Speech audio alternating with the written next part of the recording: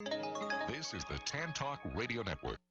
Alrighty, well, thanks for sticking with us. If you're just joining us, I'm Doug Kelly. I'm here with my wife and better half, Kelly Kelly.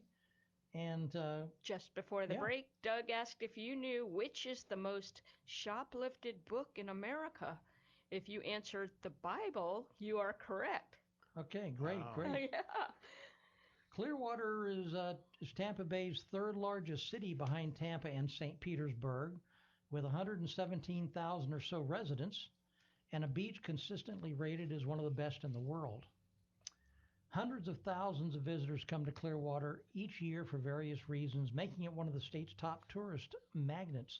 Clearwater is governed by a council-manager form of government, with the city manager appointed by the 5-member city council serving as the chief executive and administrative officer of the city. And with us today is that man himself, Clearwater City Manager Bill Horne. It's great to have you with us again on the Kelly Kelly Show. Yep. All right, first question, Bill. Were you spanked as a child? Yes, I was. Yeah, me too. So I was didn't I. notice that question. Okay. I was too, seriously. Okay, the first serious question is, what is the size of Clearwater's staff that you oversee? Well, our latest number is 1,837. Wow. Oh, man, gosh, that's incredible. It's pushing 2,000. Yes, and that's through COVID. That's correct. That's amazing. Yeah, about half the staff is police and fire and public utilities. These are our essential services departments. The other half are the administrative team that supports all these different operational departments. So it's about half and half. That's amazing. Gotcha. What's the annual operating budget? Well, we're at $585 million is what we have for this current budget. That's good. So you get 85 million, and the city spends 500 million. Is that the way it works? Not quite. Wish. Yeah, right, Wish. right. I hear you. How many departments does the city have? We have 22 departments. 22. That's huge. That Pretty is. good for a city that's the third largest, but it's still compared in Florida. I think it's probably one of the top 10. Is it not in terms of cities with over 100,000 in terms of what we have as a budget? I think it's larger than most other cities our Well, size. we used to be number 10. We're probably around 15 Are we? now, based on the population growth over the past 20 years. Okay. Okay. And Bill, where were you born and raised? I was born in Wichita, Kansas, and but cool. my dad really wanted to find employment outside of Wichita, and so my mother parents lived in Tulsa, Oklahoma, and my grandfather worked in a steel mill, so he said, "Hey, come on down to Tulsa, and we'll get you onto the workforce," and we were in Wichita for 3 years. So I was born in '49. So in '52, they moved down to Tulsa, and that's where I grew up. I spent all my time in public schools, and actually my university experience started with the University of Tulsa. Oh, tell us about your military service. Not a lot of people know that you're an Air Force veteran too. That's correct. So in the University of Tulsa, I joined the ROTC, Reserve Officers Training Corps, and when I graduated from the University of Tulsa, I was commissioned as a lieutenant in the United States Air Force, and that's where I entered military service and spent a very, very exciting and just a very meaningful career in the military, and I was doing a very good time.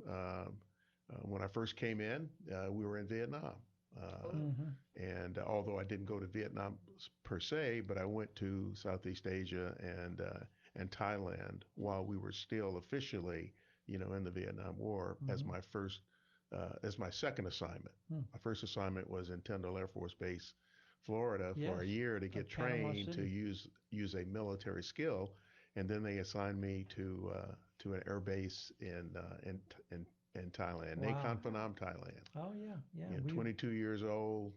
Been married for 2 years. Oh my Never gosh. been out of the country before, Mm-hmm. and that's a long way from Yes, it Oklahoma. is. Let me Sure tell you. is. Yes, it is. Have you That's- been back to Thailand? No, have not, No. have not. I've always wanted to go back, but just never had the opportunity. I bet it's changed.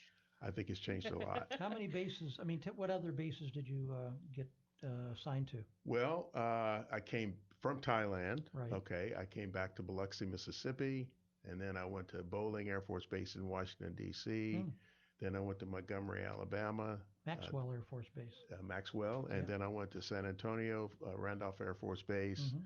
Then I went to RAF Bentwaters in England, Oh, neat. Oh and yeah. from there I went to Ramstein Air Base, Germany. You I was in Ramstein for What? 4 years. Yeah. Really? Yeah. and then Cool. back to Montgomery for a year, and then 2 years to Yokota Air Base, Japan. Good Which Lord. was right outside of Tokyo, Yeah. Mm-hmm. and then Tampa to U.S. Yeah. Central Command, Oh man. and then that's where I retired, That's I've got and to. then I've came got to to. work for Clearwater. I've got Quite to a do. trip. I've got to do a side note, and you would know this. Not many people. No listeners probably would know this, but Ramstein Air Force Base had a golf course called Woodlawn Country Club. Absolutely. God, what a great golf Yes. course! Right in the German Black Forest with that greenery and the pine trees. Boy, you hit it off the fairway. You just better look for the fairway. Forget the green. It was great. Did you like that golf I course? love that golf course. I was a fairly young golfer at the time, Yeah. and it's the only golf course that I play golf basically below freezing. I mean, Yeah. and I only did it once. Wow. Wow. I did that in Cheyenne, Wyoming. I remember teeing off it was fine. It was about 50 degrees, and all of a sudden the front rolled in.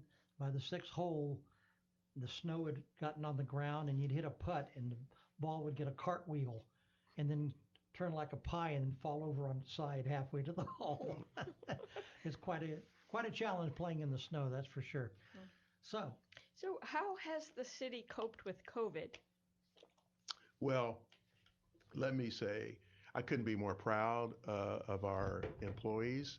Um, so let's just think about what life was like in March of 2020. Mm-hmm. Uh, uh, no one had any idea what we were going to experience. There was no script. We had never experienced. Yes, we experienced hurricanes. Never experienced a pandemic. And so for the priority initially was to don't contribute to community spread. So our essential employees, police, fire, public utilities, solid waste, picking up garbage, picking up trash, those departments had to work regardless. Wow. Everyone else they were at home. Administrative staff worked from home, stayed at home, and so we were shut down from that perspective for 2 months. Mm. Once we were able to get past April, and we had a sense, everybody had a sense of COVID and just how it was impacting our community. Then we obviously developed all kinds of cleaning protocols, all kinds of policies on wearing masks, social distancing, all those kinds of things. And we really felt like we were the best prepared of anybody really to go forward, to still work, still get our jobs done, right. but also not contribute to the spread of the virus. Mm-hmm. And so by May, we were able to bring all of our employees that were not working in their normal jobs, normal areas, bring them back to work in their facilities. Keep in mind, our job is to provide service delivery.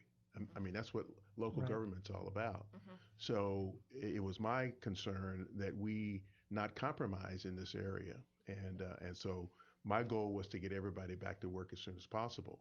Well, we were fortunate in that we didn't have any problems with people contracting COVID at work.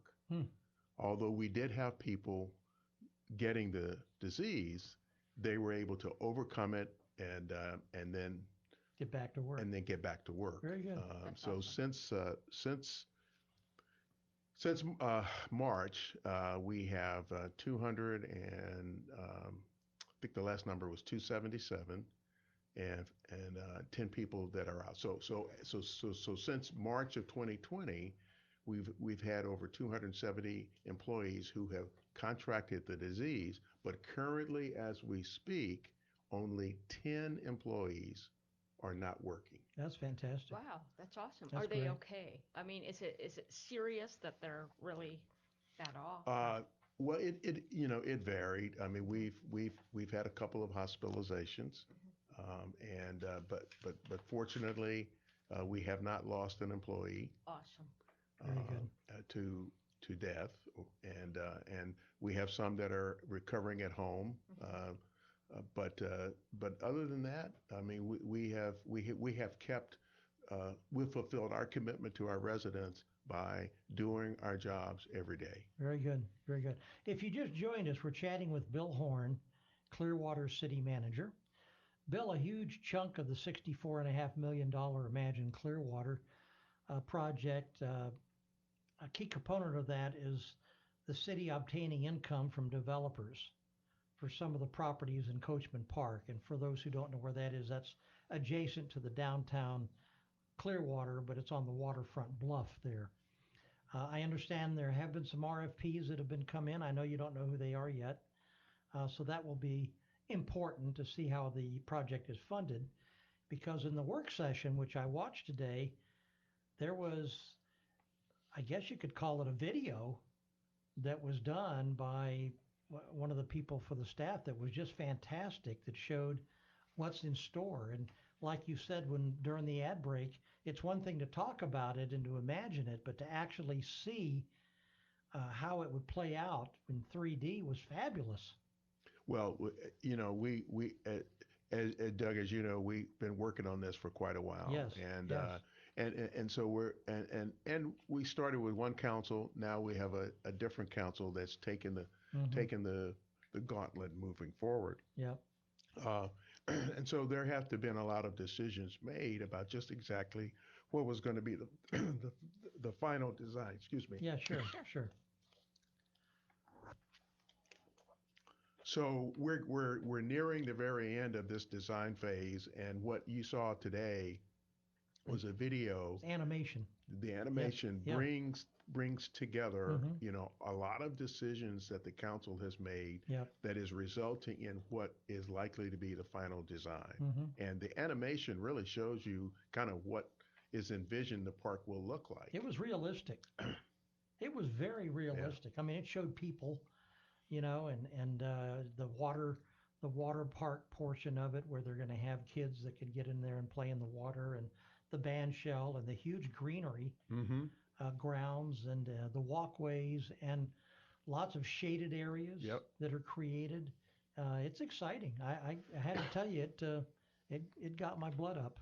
Well, I think we all were very pleased to finally begin to see what Imagine Clearwater, as we use the phrase Imagine Clearwater, what it really is going to look like. And so we've been talking about it in various parts and components, but to see all of the components really come together in a video, in an animation, I think really gives life to it. It was exciting. It was absolutely exciting. One of the RFP properties in question is the old City Hall. And currently the city is temporarily leasing offices in, I think, the Bank of America building. Yes. So we've heard that the city wants to build a new city hall that's now on the PSTA, which is the bus company, the bus station on Park Street, along with the adjacent county parking lot. What's the status on that? Do you know? Well, we are talking with Pinellas County, and we think we've got a very good understanding with them about acquiring their county parking lot, and the process that we'd have to go through in order to do it. We've been talking with PSTA. PSTA and the city have been talking about a swap of properties. So their transfer station would move to Myrtle, Mm. and that would free up uh, their transfer station property, which is right next to the county parking lot. Mm-hmm. Um, if you can envision us looking at a garage structure that would cover the block, Wow. and then the possibility of a city hall sitting on top of it. I got you. The city has some other properties on Myrtle, right adjacent to the MSB, the Municipal Services Building, that could possibly be City Hall there as well. I So, uh, but the PSTA wants to be on the corner of Myrtle and Court. Uh, so where we are is really we're evaluating a series of aspects that have to do with PSTA getting the ability to acquire funds to Mm. actually be able to construct a new transfer Right. And they're looking at facility. electric buses, so they're going to have to Mhm. increase the height and all kinds of factors like that. I've looked into it a little bit. What do you think about Dunedin just proposing a $20 million city hall? Did you hear about that? Well, I knew they were looking for a new that they wanted to $20 build a new million. city hall. Dunedin's one-third the size of this, of Clearwater. Knocked me out of my shoes when I saw that. Yeah, I honestly I don't know as much about Dunedin and what their needs are, Yeah, but yeah. our city hall is really uh, will be smaller than the former city hall, Right, right. because we really don't have a need for it to be as That- large as the last one. Gotcha, Oh, gotcha. okay. Do you have any idea how much that would cost? Would it cost? I have no idea. No, Okay, no, okay. no. And Bill, it's well known that you'll be retiring soon. Have you set a date for that? Well, the current timeline is established somewhere in June, probably toward the end of June. The recruiting firm that has uh, released a recruitment for the position has established a timeline that all applicants are supposed to submit their resumes and applications the end of this month, so that the council can begin to, interview potential candidates, I guess, in May. And I don't know whether the June timeframe is going to completely work, but at least the plan is to have that timeline, come to some sort of conclusion the end Sure. of June. But Sure. quite frankly, I'm not going to go anywhere until there is someone selected to That's replace me. That's good. You have Now, any idea how many applicants there have been, or you don't know? You're not really involved with that process. No, I'm not. No. Okay.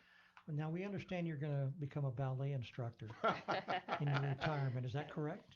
I wish I could become a ballet instructor. It'd surely help my golf game if I could. I hear you. We got to play some golf. Yeah, we do. I love to play as well as you know. What are your retirement plans? Well, I, my initial plan is to kind of take a rest for Mhm. 6 to 8 months.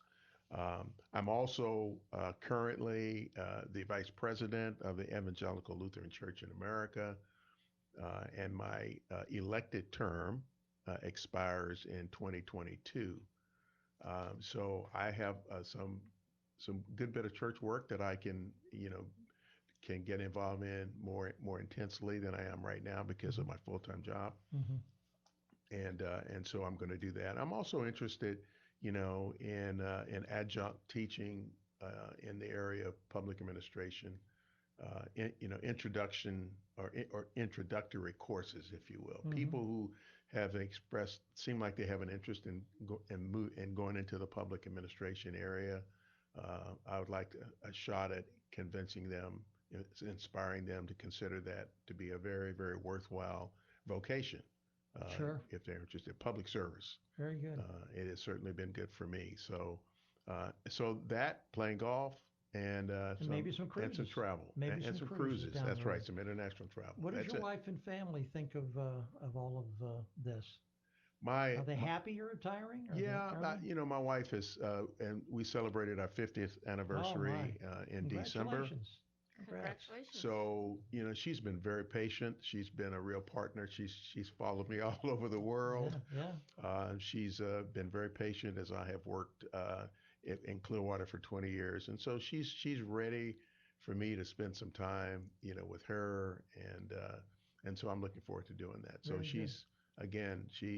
she's been a real She's been a trooper. she's been a trooper. Very good. Right. Do you have any place in particular that you're wanting to go on a cruise? Well, yeah, our bucket list says that we'd like to go on Alaskan cruises, Right. and then there's some European river cruises that we'd like to get involved with. Sounds awesome. And how has Clearwater changed since you last took the reins as city manager over 20 years ago? Well, I want to say when I first got here, and I came here as an administrator. 2 years later, I became the manager, Wow. and that was 2 years that I really were able to spend kind of understanding Clearwater and understanding the politics, understanding, the people and kind of what the history has been here. And one of the things that always stood out to me is that the city commission at the time, so now I'm going back to 2000.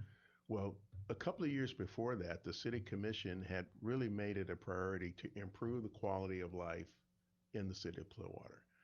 Now, what does that mean? It meant that they wanted better rec centers. They wanted better libraries. They wanted better parks. They wanted those kinds of things because that's where our community really felt served well by the city. And they allocated money through Penny for Pinellas to be able to make those renovations. Yes, we had some rec centers. Yes, we had some libraries, but they really wanted to upgrade those. And so I had the opportunity to fulfill that vision. And so over my 20 years, that's exactly kind of what we did. We ended up, in some cases, building a new library, North Greenwood Library. We built a new one. They had an old one, an old Carnegie Library, but we built a new one. Ross Norton. Ross Norton was a rec center. We built a new one. Morningside. It was a converted restaurant.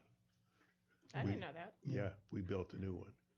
So that's what, if there's something that's changed a lot in Clearwater, it's the face of those recreation and park services. Very good. Very good. All right, Bill. Well, we know you couldn't leave without being subjected to our infamous Make a Choice game. Okay? Kelly and I are going to mention 2 items, and you just tell us your favorite. Okay. All right, you ready? Here we go. Cheddar cheese or Swiss cheese?